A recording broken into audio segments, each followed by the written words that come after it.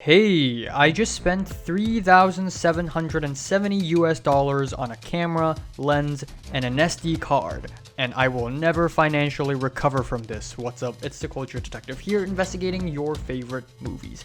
And today I'm going to be doing a movie roundup video where I talk about the movies I have watched in the last couple of weeks or so.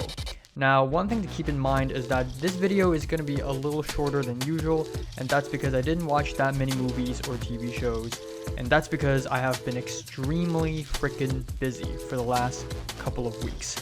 But anyways, I started off this month with Zodiac, directed by David Fincher. Now, this is a rewatch, and this is my second watch of the film.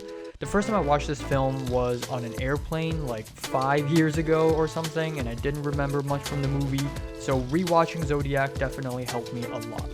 First of all, I think it's just amazing how meticulously crafted this film is. The film language is immaculate. The editing, the cinematography, down to the dialogues are just so damn perfect and precise. I also really love Fincher's spin on this crime thriller and have it be focused on the investigators rather than the serial killer himself. I don't think this is like the greatest film ever, but I genuinely enjoy this film. 8 out of 10. Afterwards, for film history class, I watched Ohayo or Good Morning, directed by Ozu Yasujiro. So this is the second Ozu film I've ever watched after Tokyo Story, which I watched a month ago, I believe. And pacing-wise, it's pretty much exactly the same. This film is a very loosely tied together story about several families. It is about parenting, it is about small-town life, it is about the art of communication between kids, between moms, between dads, and that's pretty much it. The colors and the composition of this film are beautiful and stunning, and this is easily some of the best production design I've seen in film. Now, yeah, this is a very slow-paced film and not a lot happened in this movie, so I didn't really fully enjoy it in my opinion, even though I really think it's a well-made film. But I think I'll love it a lot more on rewatches. I definitely need to rewatch it. 8 out of 10. Afterwards, I watched I Saw the Devil, or 악마를 보았다. Yes, directed by Kim Ji-woon. I watched this movie in 3 sittings, not because it's too violent, but because I just ran out of time. Every single time I watch this movie, I just run out of time. But anyways, this movie is a very long-winded, serious, dark, disgusting, fucked up crime thriller film.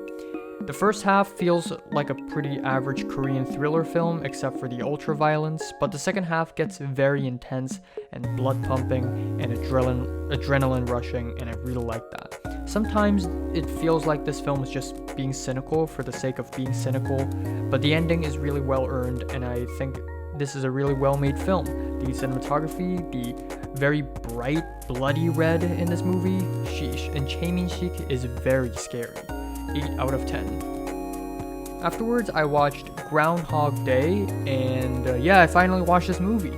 It's a fun time, it's a good time, it's basically a classic 90s Hollywood formula with character growth and love interest and a joke side character. It is a feel-good movie with a very accessible premise. I enjoy it. 8 out of 10.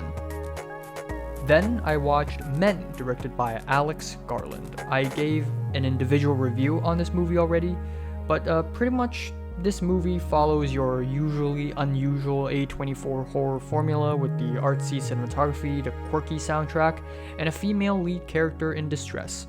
Some of the tropes in this movie just did not work for me, but overall it is a really well-made film. I know I say that a lot, but it's true. The performances by both the main actors are fantastic, and the third act is very memorable, and I really like horror movies like that. 7 out of 10. Then I watched Peking Opera Blues, or Do Ma Dan, directed by Choi Huk. And it's I don't even know what to say about this film. It has a crazy premise. It has some unfunny jokes. I didn't expect this movie to be a comedy, but it is. It has some great stunts. It has some memorable scenes. It's fun. It's just okay. It's a little weird. I don't know. 7 out of 10. Then I watched Hero, or 英雄, directed by Zhang Yimou. And yeah, if you can remember the movies I've watched, I have already watched this movie once this January, and this movie is a rewatch. Why? Because this movie is screened for my film history class. This time I got to watch it on a big screen, and I enjoy it a little bit more. I think it's a lot more epic. The colors pop a lot more on a big screen. I'm so happy I get to watch it on a big screen. It slaps. And on a second watch, I kind of realize and see how Jang Yimou grazes over very serious and important moments in order to make this film feel more unnarrative-ish, I guess. But yeah, it's a good movie, 8 out of 10.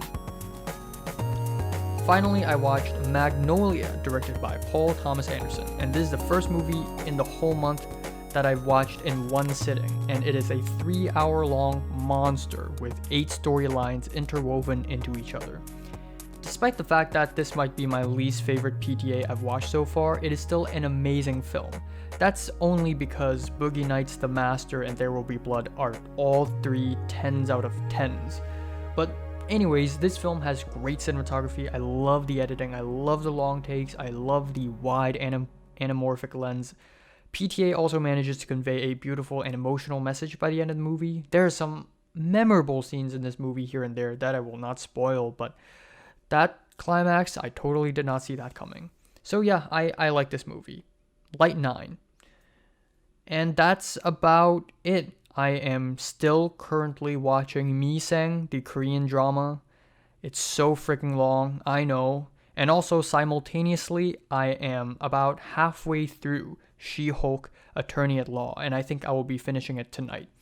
So look forward to that. So, what movies did you watch in the last couple of weeks? Comments below, let me know. Like if you like them, hate if you hate them, subscribe if you want more, and thanks for watching.